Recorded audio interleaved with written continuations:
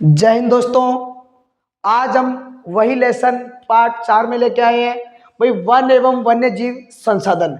इसके अंदर अगर हम बात करें तो हमने बाघ परियोजना के बारे में जाना था, और आज हम जानेंगे कि वन और वन्य जीव संसाधनों के प्रकार, कि कितने प्रकार का और इसका वितरण। अगर हम बात करें बच्चों, तो भारत के अंदर वन और वन्य जीव संसाधनों का जो वितरण है तो वो असमान वितरण है। कैसा बच्चा? असमान। कैसा वितरण है?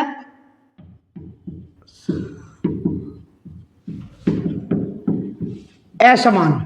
अगर हम बात करें तो भारत में अधिकतर वन और वन्य जीवन प्रत्यक्ष रूप से सरकार के अधिकार क्षेत्र में, यानी कि वन और वन्य जीव दोनों के दोनों किसके अधिकार क्षेत्र में आ रहे हैं? सरकार के। किसके आ रहे हैं बच्चों?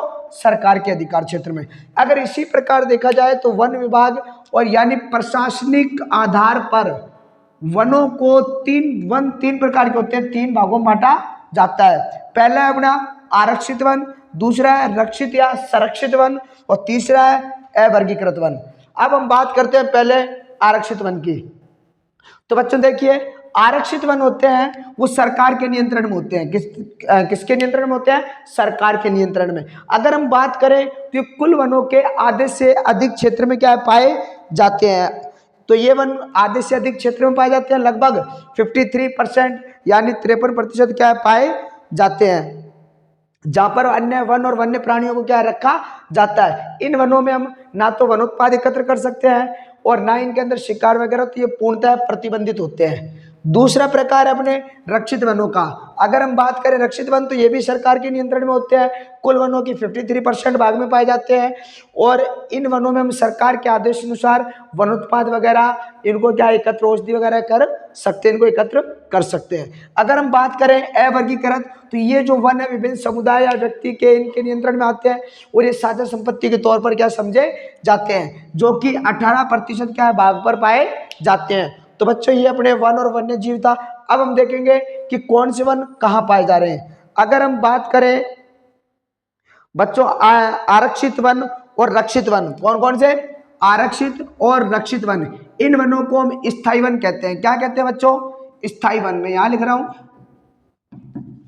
स्थायी वन कहते हैं। और लगभग भारत के अंदर जो स्थायी वन वो सर्वाधिक है, वो मध्य प्रदेश में पाए जाते हैं बच्चों। कहां पाए जाते हैं बच्चों? मध्य प्रदेश में। मैं नीचे लिख देता हूं। तो स्थायी वन लगभग, स्थायी वन सर्वाधिक, तो ये अपने कहा है मध्य प्रदेश के अंदर। तो ये एमपी के अंदर अगर हम बात करें तो 75%। एक क्वेश्चन यहां से और बन के आता है, थोड़ा अलग से है, फर्स्ट लेसन का है, बता रहा हूं थोड़ा सा, कि राष्ट्रीय वन नीति कब लागू होती है? राष्ट्रीय वन नीति तो ये हुई थी 1952 के अंदर, जिसके अंदर क्या कहा गया था? 1/3 यानी 33% भाग पर क्या होनी चाहिए? वन होने चाहिए। वर्तमान में कितने हैं? 24.4% पर। ये थोड़ा सा अलग से इसको थोड़ा गौर कर लीजिएगा, ठीक है। अब हम बात करते हैं कि आरक्षित वन कहाँ पाए जाते हैं। तो बच्चों देखिए, ये जो वन अपने अगर बात करें तो उत्तराखंड हो गया, केरल, तमिलनाडु, पश्चिम बंगाल, महाराष्ट्र वगैरह आरक्षित वन पाए जाते हैं। बिहार, पंजाब, हरियाणा, उड़ीसा, राजस्थान वगैरह, तो यहाँ पर ये रक्षित वन है। और अवर्गीकृत वनों की अगर बात करें तो ये गुजरात, कहाँ पर है बच्चों? गुजरात में ज्यादातर। पूर्वोत्तर भारत, 2 जगह याद रखना भारत के, एक तो अपने यहाँ पर गुजरात की तरफ, और दूसरा पूर्वोत्तर भारत। कौन सा? पूर्वोत्तर भारत। तो यहाँ पर दोनों में किसी कौन से वन पाए जाते हैं? अवर्गीकृत वन। बहुत बार एग्जाम में पूछा जाता है कि अवर्गीकृत वन कहाँ? तो गुजरात और पूर्वोत्तर भारत। अब देखिए, विभिन्न समुदाय और वन संरक्षण, यानी अलग अलग समुदाय के लोगों ने क्या किया है? वनों को बचाने के लिए, संरक्षित करने के लिए उन्होंने प्रयास किए, उनके बारे में।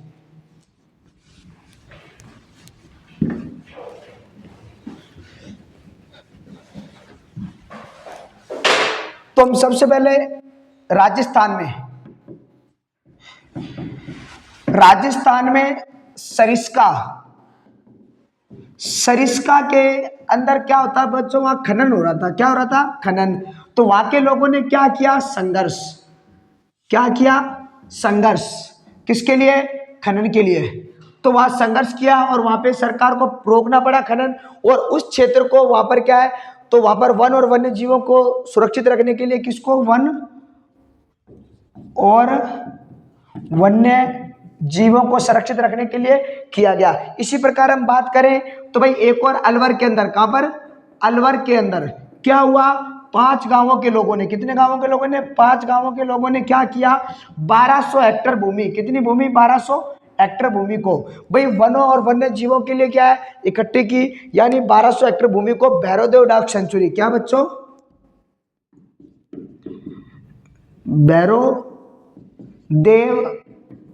डाकव सेंचुरी घोषित कर दी, और इसके अंदर शिकार वगैरह इस चीज पर पूर्णतः प्रतिबंध है। तो ये चीज है। इसके अलावा अगर हम देख के बात करें तो विभिन्न समुदाय और अलग अलग राज्यों में भी इनको बचाने की बात चलती है। जैसे अगर हम बात करें भाई झारखंड के अंदर एक इलाका है छोटा नागपुर, कहां पर है? झारखंड के अंदर क्या है? छोटा नागपुर। तो छोटा नागपुर, यहां पर मुंडा व संथाल, तो संथाल जातियां यहां पर क्या करती है? तो वो यहां पर अगर बात करें तो झारखंड के अंदर महुआ और कदम के पेड़ों की पूजा करती है। किसकी? महुआ और कदम के पेड़ों की। अगर हम बात करें उड़ीसा और बिहार, उड़ीसा बिहार, तो बच्चों यहां पर इमली और आम, किसकी? इमली व आम। इसके अलावा भाई जैसे राजस्थान के अंदर विश्नोई समुदाय है, वो वन्य जीवों को लेकर बहुत सचेत रहता है। नीलगाय, हिरण वगैरह, चिंकारा, काला हिरण वगैरह, इनको बचाने के लिए क्या है? लगा रहता है। बच्चों अपने 2 टॉपिक और है छोटे छोटे से, इनको जल्दी से देख लीजिए। एक अपने चिपको आंदोलन है। तो चिपको आंदोलन कहाँ हुआ था? पता होना चाहिए। हिमालय क्षेत्र में हुआ था, उत्तराखंड के अंदर, जहां भाई वनों को बचाने के लिए वहां के स्थानीय लोग क्या है? पेड़ों से क्या चिपक गए थे और अपनी जान गंवा दी। ऐसे भी हमारे लोग अपने यहाँ हुए थे। और एक इसके अंदर है बीज बचाओ आंदोलन। तो एक तो अपने चिपको आंदोलन और एक अपने है बीज बचाओ आंदोलन।